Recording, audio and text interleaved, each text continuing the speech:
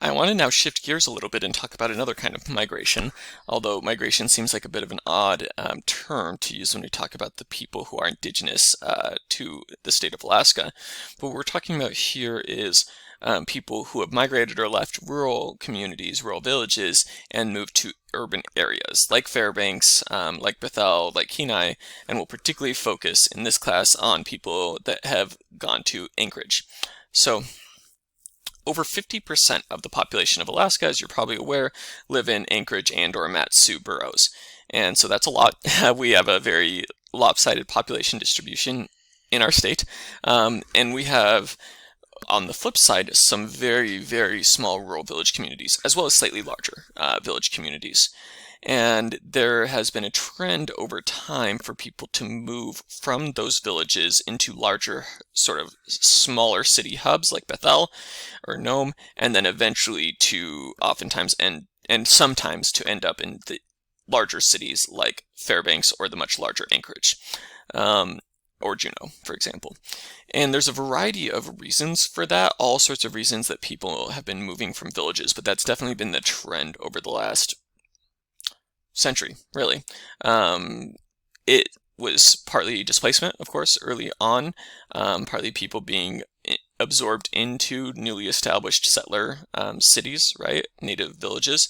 But as far as actual migration, voluntary migration from villages, well, sometimes there was involuntary migration as a result of things like boarding schools and other legal things that were going on and policies that were going on in the early 1900s. But then also more recently, you've had people leaving for all sorts of different reasons. This was a survey that was done in the from an article by Marie Lau, Contemporary Rural Urban Migration in Alaska, and what they found was that there's a variety of different. They interviewed families associated with the Anchorage School District, and they found that people had all sorts of different reasons. The students for why their family had moved to Anchorage from rural villages: not enough housing, issues with family in Anchorage, more job opportunities, cost of living. So in some of the rural villages, it can be incredibly expensive to live, partly because of the cost of food getting carted out to the small markets in rural communities, as well as for a number of other reasons. Education was, as you can see, a really big reason. Employment being kind of the biggest overwhelming one. Employment and education, right? People wanting different sorts of opportunities for their families or for themselves. So lots of different reasons. It used to be the case back when ANCSA was passed, which we'll talk about in a minute, that definitely the majority of Alaska Native people still lived in villages, and that's sometimes how people think about Alaska Native cultures. So when I teach my lower level Alaska Native cultures class, sometimes people, when they write why they took the class at the start of the semester, they'll say something along the lines of, oh, I wanted to learn what it's like in the villages. And so there's this really strong connection of Alaska Native and village here in our state. And in one sense, that works pretty well, in the sense that a lot of the rural villages are overwhelmingly Alaska Native people. Not all, but most are very strongly tilted towards Alaska Native people. So on that side of things, it kind of makes sense. It makes sense to associate villages with Alaska Native people, but it doesn't always make sense to associate Alaska Native people with villages, in the sense that more and more there are Alaska Native people that live in all sorts of different cities and not just in villages. And at this point, the majority, not a huge majority, but the majority, it's definitely over 50% of Alaska Native people in Alaska live in cities rather than in any of the rural villages. I think it's something like 60% now, so that's not insignificant by any stretch of the imagination to say that actually more Alaska Native people live outside of the villages than in the villages. That's a major shift and a major change. And it's a change that has to some degree been predicted. It's been the overall trend for a long time. It was predicted, though, for a while that probably the village populations would rise and the city populations would rise, partly because birth rates were high. But now, number of people leaving the villages is higher than the new birth rates, and so as a result, some villages are actually declining in size. So, for example, from 2000 to 2008, you have, if you look at the villages that have 100 or less people, they went from 24 to 32. So what that means is that 8 more villages dropped below 100 people during that time period. So Yeah, so it's definitely been a trend of some of the villages getting smaller as a result, and then the regional hubs, again, like Bethel or Nome getting larger, and then definitely places like Anchorage getting larger. And one of the things I wanted to show you, it's a little hard because this is not actually a map of Alaska, but it's like you have to imagine the map of Alaska in your head. But it's like out here is the Aleutian Islands, in here is like the YK Delta, up here is like the North Slope, the Northwest parts, um, kind of interior Alaska, southeast, coastal regions. What you can see, kind of the overall trend here, though, is that there are Alaska Native people coming to Fairbanks and Anchorage from all over the state. So when we say that that Anchorage is Dena'ina Elnena, that it's Dena'ina homeland, that is very, very true. It is also true that nowadays in Anchorage we have Alaska Native people from all the different cultural groups, from all different 20 languages, from all the different cultural communities here in Alaska. And at this point, about 8% of Anchorage is Alaska Native. But, right, this is an important reminder to not assume which specific group of Alaska Native people are living in Anchorage. It's all sorts of different Alaska Native people living in Anchorage. And indeed, groups like CIRI, the Alaska Native Regional Corporation for Anchorage and Cook Inlet generally, Cook Inlet Regional Corporation, that has shareholders that are Dena'ina, but shareholders from a lot of other cultural backgrounds as well. So this is, by the way, another graph. You're like, man, I have to learn graphs in anthropology? What is this crap, right? I don't want quantitative data. I want nice, like, touchy-feely qualitative data where we just talk about stuff. Like, why do I have to see graphs? Well, graphs are important, so sorry to be a jerk, but anyways, here's another graph. This is number of students and showing kind of like what areas they are from, where they eventually ended up in Anchorage, and that are actually on the road system. And then this is from ones that aren't on the road system, so really rural communities that are accessed primarily by plane or by boat. And so as you can see, again, people coming from Bethel area, people coming from Kodiak Island, people coming from YK Delta, so Yupik communities primarily, all over Alaska, Valdez, etc.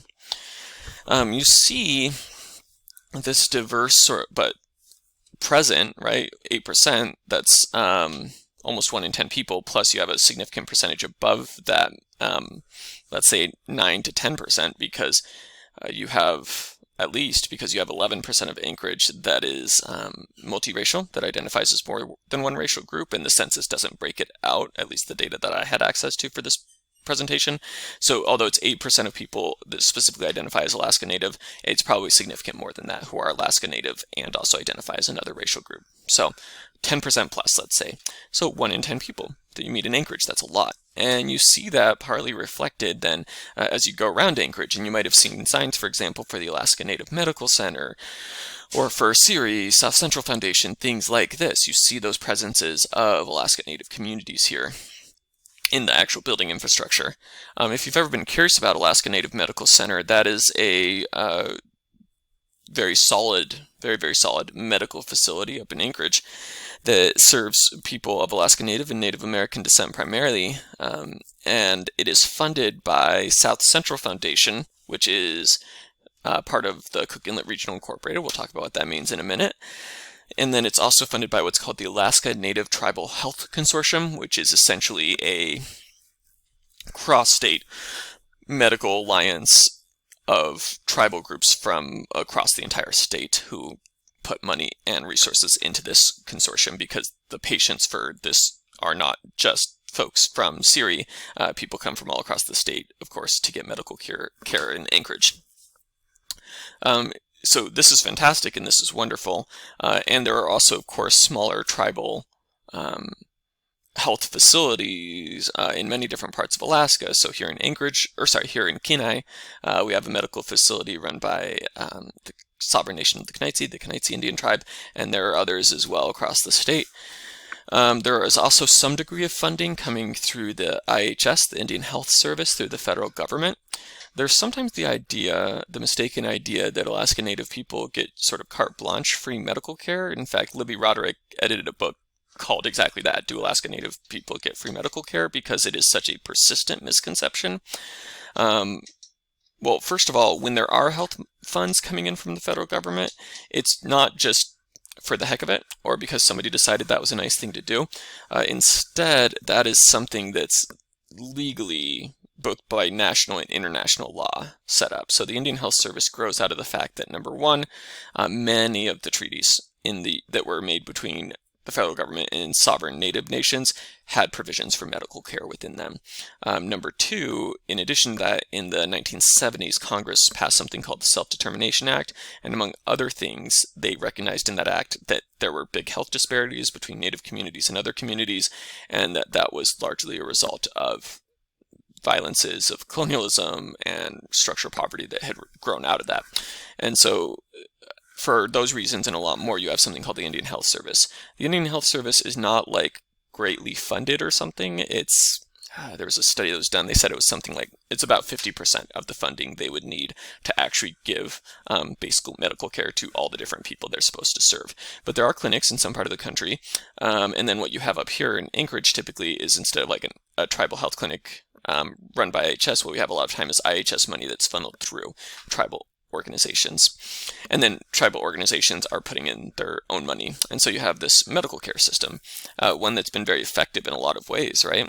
Just for example, during the COVID vaccination, the tribal vaccination programs were often proceeding faster, partly because of a smaller population, but partly just being very efficient with it, faster than some of the state programs, to the point where you had tribal organizations. I think Alaska Native Medical Center was one of them, that were actually vaccinating non-native people because of the urgency of the public health crisis, and they had remaining surplus that they didn't need for their specific client base.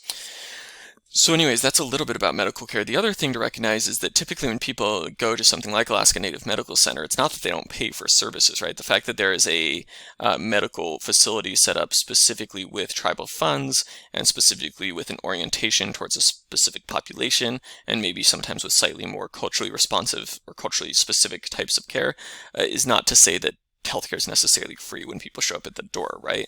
In the same way that you might have employer insurance or even go to, let's say, like a student health clinic or something, it doesn't mean your health service was free, right? So just keep all of that in mind. It's a lot more complex than the stereotype, and the stereotype's not really right at all in that regard. Health disparities, despite these important medical programs we have here through various sources, there's some health disparities, pretty significant ones, in some of the rural Alaska Native communities. So for example, the cancer rate for Alaska Native people is far higher than their peers of other groups.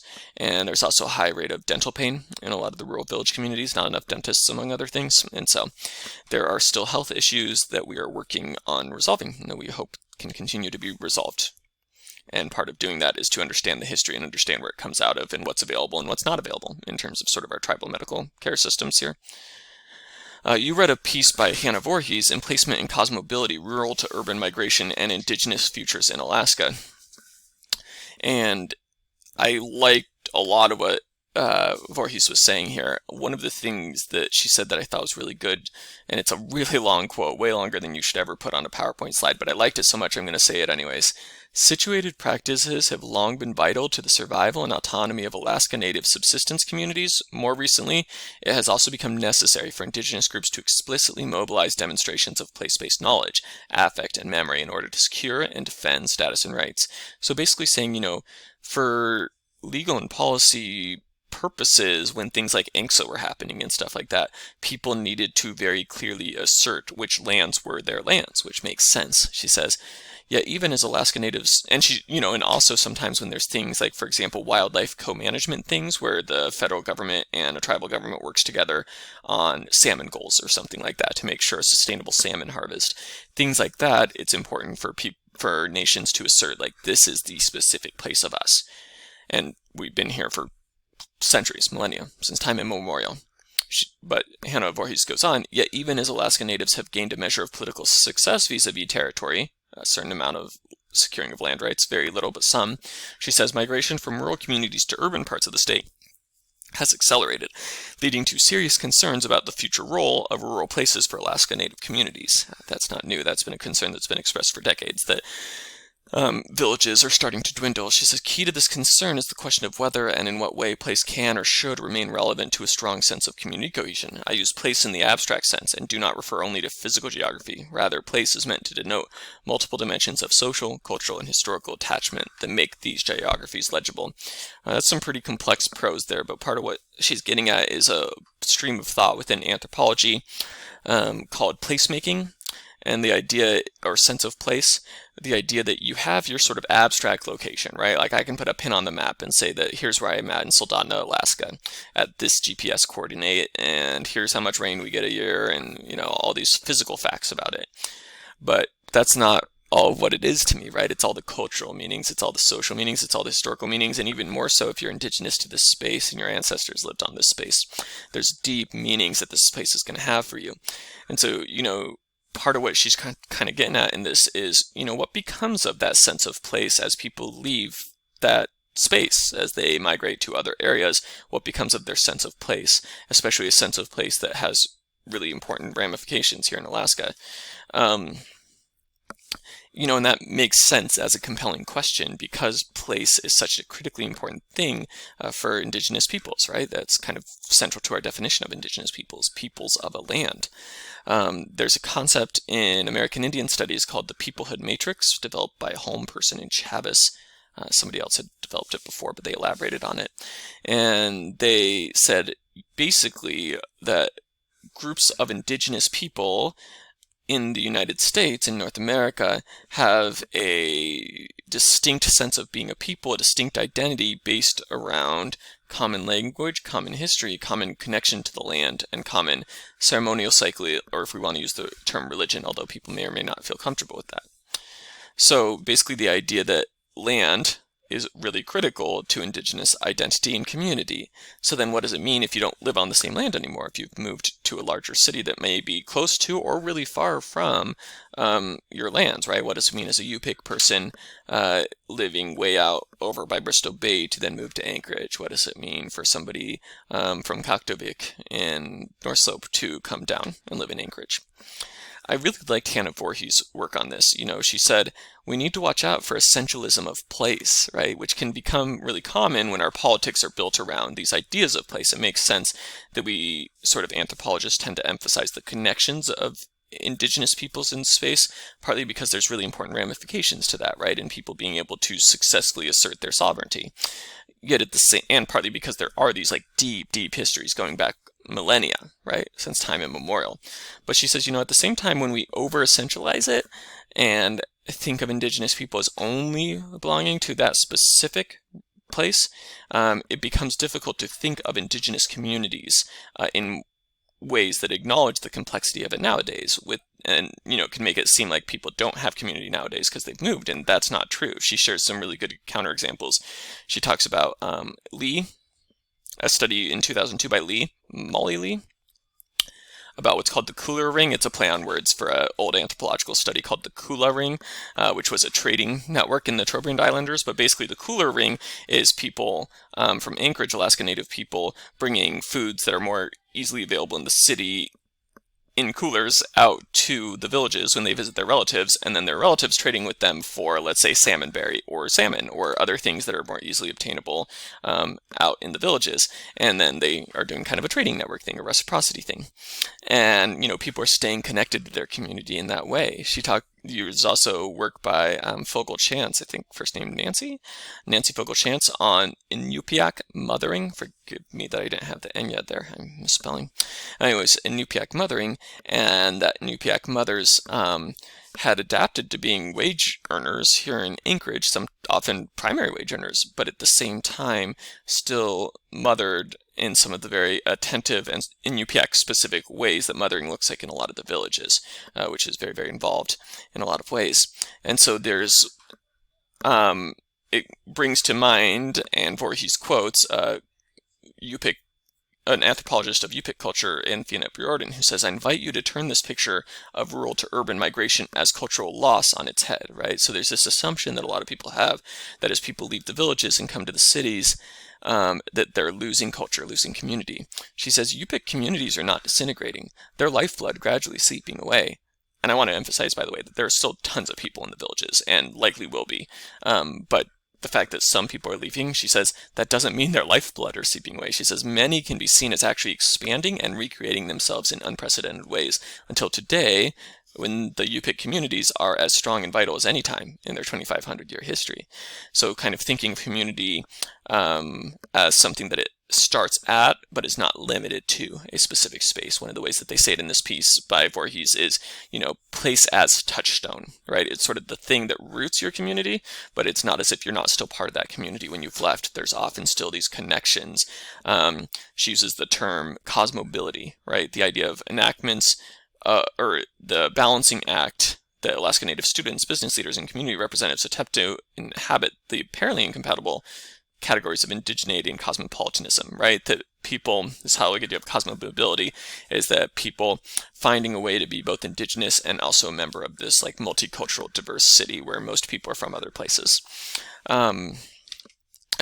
She also talks about it as being enactments of worldviews as portable, right? People don't sort of magically suddenly lose their culture, their teachings, their ways of understanding the land, their ways of understanding themselves, their ways of community, just because they've left a specific territory where those lifeways developed.